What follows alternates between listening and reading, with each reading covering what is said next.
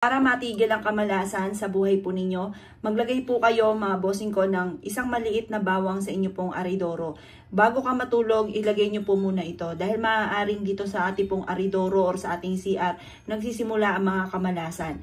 Dahil minsan mapapaisip ka na kahit anong gawing kayod ay sa wala't wala. Kaya mas mainam na ito po ay gawin po ninyo. Balatan nyo po siya at ibabad nyo po siya dito sa inyong aridoro. At pagising nyo sa umaga ay saka nyo po siya ipa-flash. Ito po mga bossing ko ay mag-aalis ng mga kamalasan sa inyo pong buhay. Kung halimbawa sa inyong puntahanan, away-away palagi, ang dami mga problema pinagdadaanan, may lapan swerte, gawin nyo po ito. Dahil ang bawang mga bossing ko ay nagtataboy ng mga kamalasan.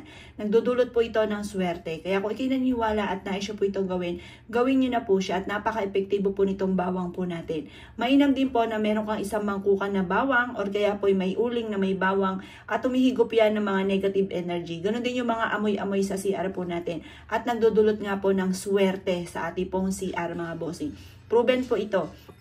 Kaya kung kayo parang lagi minamalas, gawin nyo na po siya. Napaka-epektibo po nito. Basta hayaan nyo po siya. Ay maliit lang na bawang para hindi magbara sa inyo pong aridoro. Kung ikaw po ay lagi na lang minamalas, lagi na nauubusan ng pera, gumamit ka ng ganito mga pamamaraan. O kaya marami po mga naiinggit sa inyo, may mga toxic sa buhay po ninyo na parang ayaw kang tantanan, mainam po na gumamit ka ng maliit na bawang. Ang dulot nito ay napakaswerte sa inyo at sa inyo pong buong pamilya. Gawin nyo po ito bago ka matulog. Ilalagay nyo lang man po itong maliit po na bawang po natin. At ipa-flash nyo siya sa umaga. Para mawala na ako naman ng mga kamalasan ng mga pinagdadaanan. Pero bago nyo siya ilagay sa aridoro, kayo po muna ay magwi-wish na lahat na ng kamalasan ko ay tinataboy ko na at huwag ka na muling babalik pa.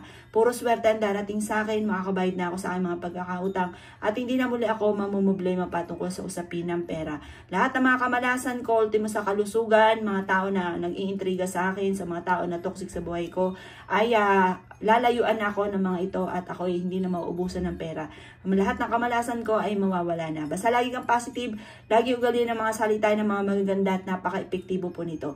Ang gagawin nyo lamang mga bossing ko, ipa-flash nyo lamang po ito pagtapos yung i-overnight po siya. I-flash nyo lamang po ang inyong aridoro.